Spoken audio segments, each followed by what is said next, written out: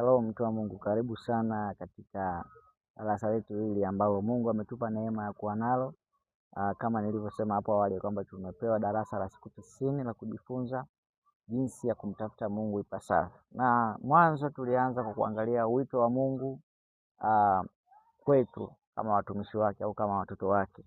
Mungu alikusudia kutuita, atupa wito wa kwamba mtafute naye ataonekana kwetu, kama tulivyosoma katika kitabu cha Methali sura ya 8 mstari wa 17. Anasema kwamba nawapenda wale wanipendao, na wale wanitafutao kwa bidii wataniona. Kwa hiyo tukasema kwamba Mungu alipotupa wito wa kumtafuta yeye, alijifunua katika sifa sita ambazo katika hizo sifa zinatupa uhalali wa sisi kumtafuta yeye kwanza kabla ya vitu vingine, ili aweze kuonekana kwenye maisha yetu. Na hapo mwanzo tuliangalia mpaka jana tuliangalia sifa ya kwanza ambayo nasema Mungu ni mshauri wa ajabu. Mungu ni mshauri mwema, kutoka kwenye Methali sura ya 8 mstari wa 14, kwamba Mungu ni mshauri wa ajabu. Na tukaangalia kwamba kwa nini tunamchagua Mungu kuwa kama mshauri wetu. Jambo gani ambalo linatushawishi kwamba Mungu ni mshauri anayefaa na tunapaswa kumwangalia yeye na kutaka mashauri kutoka kwake. Tukaangalia vipengele vitatu ambavyo vinampa Mungu sifa ya kuwa mshauri wa ajabu na wa kipekee. Cha kwanza tukasema Mungu kwake kuna siri, ni mshauri ambaye atatunza siri zetu. Lakini cha pili tukasema kwamba Mungu ni msikivu, lakini pia ni mshirika katika mashauri ambayo anatupa, kwamba yeye anataka twende kwake, tuhojiane naye, tuzungumze naye, atupe mashauri, tuzungumze naye akitazama. Ni msikivu. Lakini jambo la tatu sasa ambalo tunajifunza siku ya leo, sifa ya Mungu ya kwamba ni anajua yote, inatushawishi kutaka mashauri kutoka kwake. Lakini pia inampa Mungu sifa ya kufanyika kuwa mshauri wa ajabu, kwa kuwa yeye anajua yote. Ni hatari sana kwenda kuomba ushauri kwa asiyejua, kwa asiyefahamu. Kwa hivyo imetulazimu kupata ushauri kwa yule ambaye anajua. Na sifa hii anayo Mungu, anajua vitu vyote. Sifa ya Mungu anasema yeye ni omniscient, anajua yote, ni mjuzi wa kila kitu. Kwa kusoma katika kitabu cha Yohana wa kwanza sura ya 3 mstari wa 20b. Yohana wa kwanza sura ya 3 mstari wa 20b. Maandiko yanasema ya kwamba kwa maana Mungu ni mkuu kuliko mioyo yetu, naye anajua yote. Mungu ni mkuu kuliko mioyo yetu, naye anajua yote. Huenda mioyo yetu kuna mambo inafahamu kuhusiana na sisi, na maandiko yanasema kwamba moyo huwa mdanganyifu na una ugonjwa wa kufisha. Kuna mambo ambayo moyo unaweza kudanganya kwamba unajijua, na mwisho wa siku kwa kutengenezea mauti, kwa sababu kuna kitu ilikudanganya. Lakini Mungu pekee ndiye anayejua yote, ndiye anayejua kila kitu. Kwa hiyo maandiko hapa yanatuonyesha kwamba Mungu ana sifa ya kuwa mshauri kwetu, kwa kuwa anajua yote. Haleluya!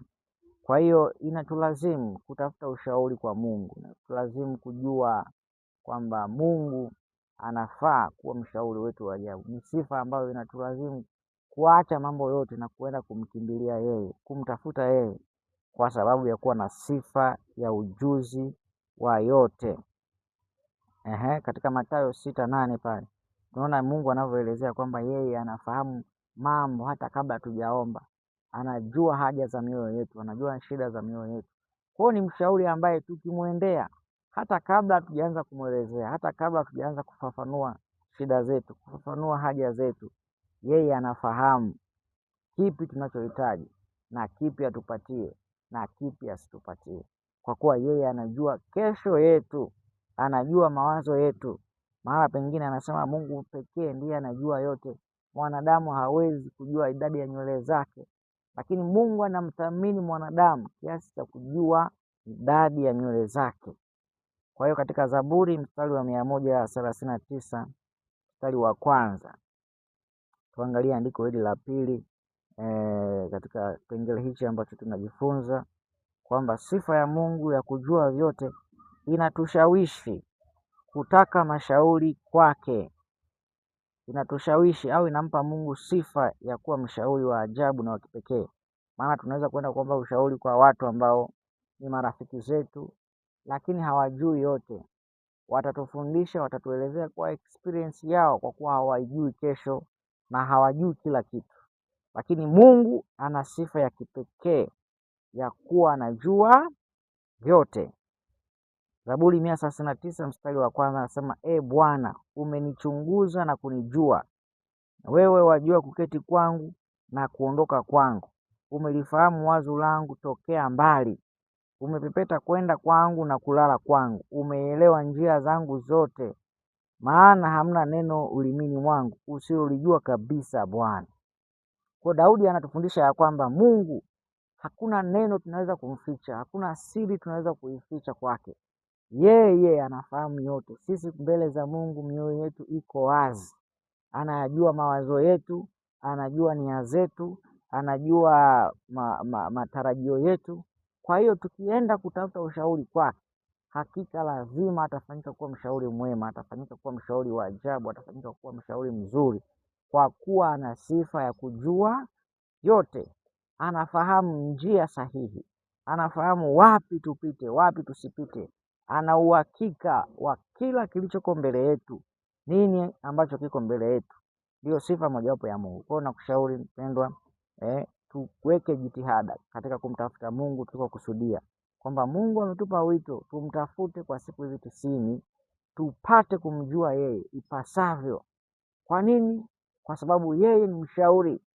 Yeye ni mshauri wa ajabu, na kupitia yeye maanake tunapata usalama kwa mawazo yetu. Kwake kuna siri ambazo yeye anatunza siri. Wanadamu wengine tukiomba mashauri kwao, hatutapata kutunziwa siri zetu. Lakini pia yeye ni msikivu. Anasema nitakushauri ni huku nikikutazama. Maana yake ataacha mambo yake mengine yote apate nafasi ya kukusikiliza. Lakini cha tatu nimesema anajua yote.